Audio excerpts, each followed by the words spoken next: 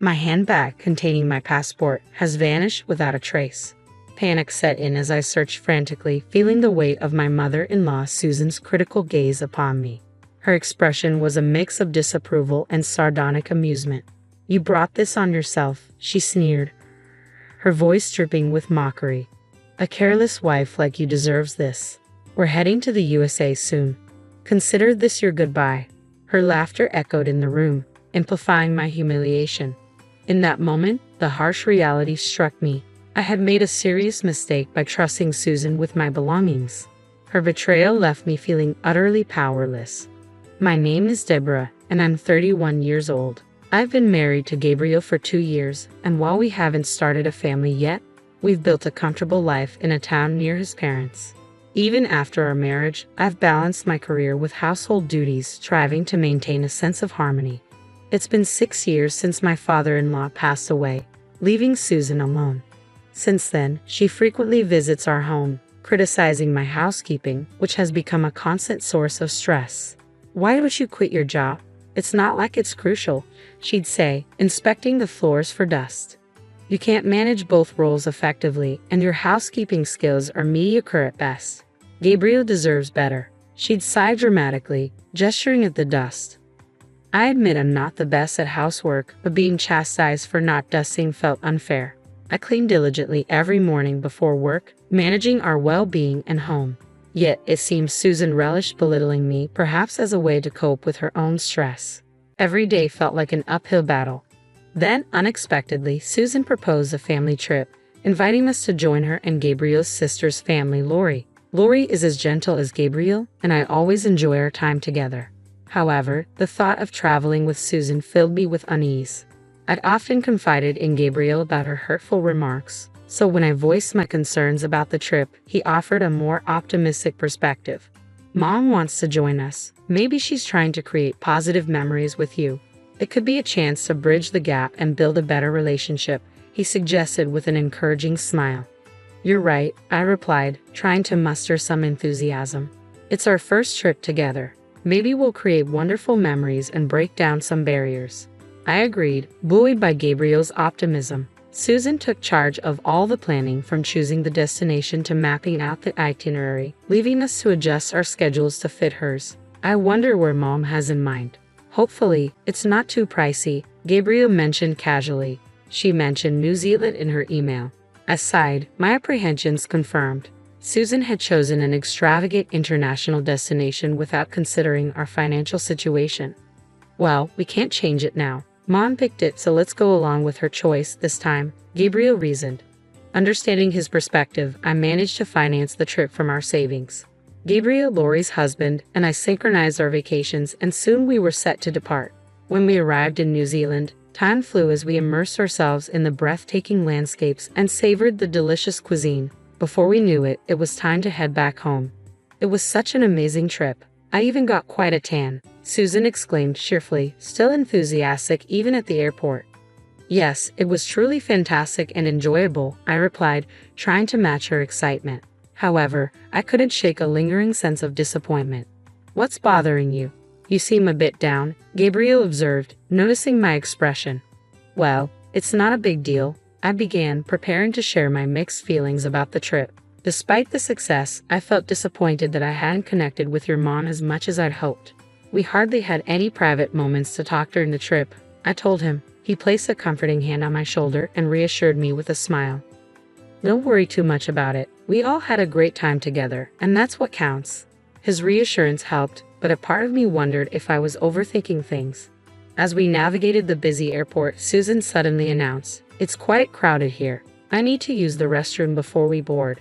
She turned to me, adding, "Deborah, could you hold my bags for me? Everyone leave your bags with her, and let's go together." She handed me her heavy luggage and quickly joined the others heading to the restroom. "I actually need to use the restroom too," Lori said, noticing my overwhelmed expression. "I'll take over once I'm back. Just wait here for me." Not long after they left, Susan returned alone. "That was quick," I remarked, surprised to see her. "It was empty," she replied, glancing around. "Now, where did you put my bags?" "They're right over there." I pointed to her luggage at my feet. "Why is my expensive bag on the floor?" she snapped. I gave it to you so it wouldn't be set down. How could you be so careless? She picked it up, holding it protectively as if it were a prized possession. Meanwhile, I was still struggling to manage everyone else's bags. Enough. You're so thoughtless. Why don't you go to the restroom too? I'll graciously keep an eye on your bags. Just leave them on the floor. Your inexpensive bag will be fine, she stated with an air of arrogance. Thank you. I'll be quick, I replied, placing my bag on the ground before hurrying toward the restroom, only to find a long line waiting for me. When I finally entered, Lori emerged shortly after. What about the bags, Deborah? She asked anxiously. I left them with Gabriel's mom so I could use the restroom, but it's really crowded in there. This might take a while, I explained, feeling a bit uneasy despite Susan's earlier claim that the restroom was empty. After what felt like an eternity, I finally made my way back. Lori was waiting for me, clearly not wanting to risk getting lost as she often struggled with directions. Together, we headed back to where we had left Susan, who was standing there alone, with the men nowhere in sight. Thanks for keeping an eye on the bags, I said, scanning the area. Strangely, my bag was missing. I'm certain I left it right here, I said as I checked all the bags, but mine was the only one gone. My bags are gone. You were here the whole time, right? I asked Susan, my voice trembling with panic. Your bag? I don't know. Maybe it was never here, Susan responded coldly, sending a wave of despair through me. No, I know I left it here, right in front of you, I insisted, feeling betrayed. I didn't see anything. Don't blame me, Susan retorted dismissively. I placed it there because you asked me to. What should I do now? My passport was in that bag, I cried out, my distress mounting as my mind raced with panic. Susan sneered at me, her smile dripping with sarcasm. Maybe this is karma for how you treated my bag, tossing it on the floor. A lousy wife like you deserves to suffer the consequences and stay behind in the USA. I don't have time to deal with this. You're on your own, or I'll leave without you, she declared coldly. Goodbye, she laughed mockingly, igniting a surge of anger within me at her callous words. But this wasn't just my problem. My bag contained everyone's passports. Without it, none of us could return to the USA. Susan's expression froze in disbelief. What? Why do you have everyone's passports? She grasped my arm, her voice rising in alarm. Lori, who had been listening intently, stepped in to clarify. We were worried about losing them with all the luggage, so Gabriel took charge of them. You might have forgotten because you were busy, Mom, Lori explained gently. Susan reacted sharply. Is that so? I must have been distracted and forgot, she admitted, her tone shifting as the gravity of the situation dawned on her. But why were the passports with you and not with Gabriel? That's odd. Gabriel had too much to carry, so I've been holding on to them since we left the hotel, I explained calmly, trying to diffuse the tension. Susan's frustration was palpable as she exclaimed, Why didn't you mention something so important? I had no idea your bag contained everyone's passports. I would have kept a closer watch if I had known. I found it hard to believe Susan's sudden concern. What do you mean you took your eyes off my bag? Even if you didn't know about the passports, was my bag stolen? I questioned, looking at Lori, who appeared pale and alarmed. Mom, please explain. Was Deborah's bag stolen? I have no idea if it was stolen. It was simply gone when I noticed, Susan retorted coldly, standing with her arms crossed, unapologetic.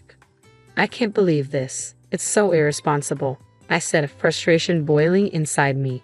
Just then, Gabriel and the others returned, noticing our distressed expressions. What's wrong? Is everything okay? Gabriel asked, concern etched on his face. I quickly recounted the situation, and he sighed deeply, casting a disappointed glance at Susan. This is serious. We need to search for the bag immediately, he said. Gabriel and I exchanged a confirming glance. I left it right here. You specifically asked me to place it here. I gestured toward the corner where our luggage had been. It only took us about 12 minutes to return from the restroom. It must have been taken during that brief window.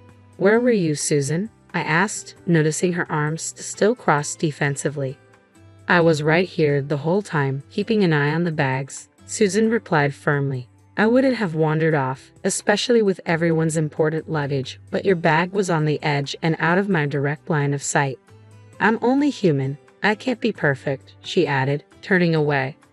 Let's file a theft report and check the surveillance cameras. The thief might still be nearby. We should act fast, Gabriel suggested, starting to approach airport personnel.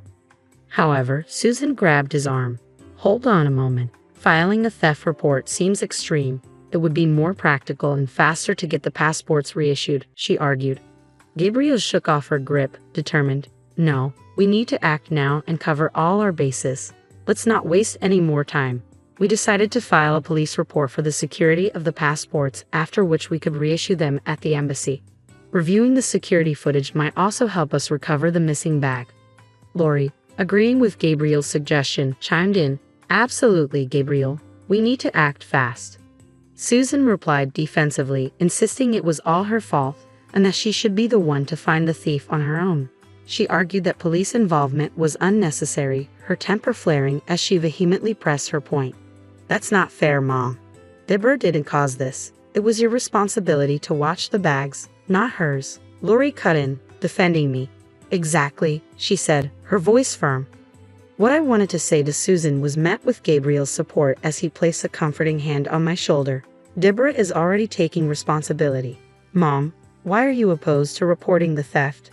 Susan appeared uneasy. I've never dealt with the police before and I'm nervous about it. I think we should try to handle this ourselves, she explained. Fine, I'll help look too. Let's split up and see if we can find anything on our own, Susan suggested, trying to shift the focus back to locating the thief. Just then, a young man approached Susan. There you are. I've been looking for you, he exclaimed, handing her a bag. I found this and thought you might be in trouble for leaving it behind. I'm relieved I found you. Your trip could have been ruined. Stunned, I took the bag from him. Where did you find it? I asked. In the lounge, on a table. I tried to get her attention, but she didn't hear me and walked off into the crowd, he explained. We thanked him profusely before turning to Susan, who was visibly shaken. Mom, what's going on? Why was Deborah's bag left in the lounge?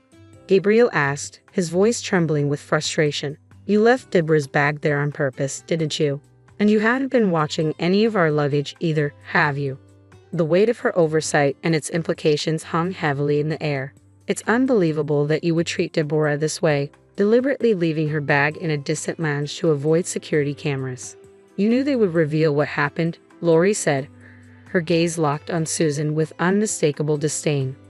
I quickly checked the bag's contents. Passports, wallets, and mobile phones were all safe. We were incredibly fortunate that such a considerate person had found it. Relieved yet seething with anger, I confronted Susan. How could you do this? Susan, why would you behave like this? My frustration was clear and palpable. Unrepentant, Susan shrugged. I threw your precious bag on the floor because I was upset. I'm not the villain here. Who would have guessed that this shabby bag held everyone's passports? It was just a moment of frustration in the lounge. I didn't leave your luggage unattended, so don't misinterpret my actions, she defended herself. That's enough, Gabriel interjected loudly. Susan, think about how you've been treating Deborah since we got married. I kept hoping you'd change, but I was wrong. I failed to understand the pain you were causing her, Gabriel said sincerely, his apology bringing tears to my eyes. He turned to Susan with resolve. Mom, deliberately mishandling someone else's property is akin to theft, whether you realize it or not. Reviewing the surveillance footage will clarify what happened. Susan looked stunned by Gabriel's words. Wait, Gabriel, you're not seriously considering involving the police, are you? We're family, and Deborah is your wife, even if it's only by marriage. There's no crime in a mother taking her daughter-in-law's bag, she pleaded, desperation creeping into her voice. Gabriel's expression hardened. That reasoning is absurd, Mom. Your first step should be to apologize to Deborah, not to avoid responsibility by using our bond as an excuse. It's embarrassing for a mother. We won't report this to the police, but this incident has made it clear that we need serious changes in how we handle our family dynamics. He took my hand, a sign of solidarity. We're severing ties with you. Don't show your face to Deborah or me again. We'll be taking a different flight home. Please, Gabriel, hold on. This is too sudden. I can't accept this. Just give me a chance to apologize and make amends. I'm begging you, Susan pleaded, her voice tinged with remorse. She clung to Gabriel's feet, trying to stop him from walking away. This is disgraceful. Please stop, Lori interjected, her voice breaking as she pulled Susan away, tears streaming down her face. Together with her husband, They escorted Susan away, leaving Gabriel and me alone. Are you sure about this, Gabriel? Cutting ties with your mom? I asked, concern filling my voice. It's necessary. You're the most important person in my life. I should have protected you better, he replied, embracing me warmly.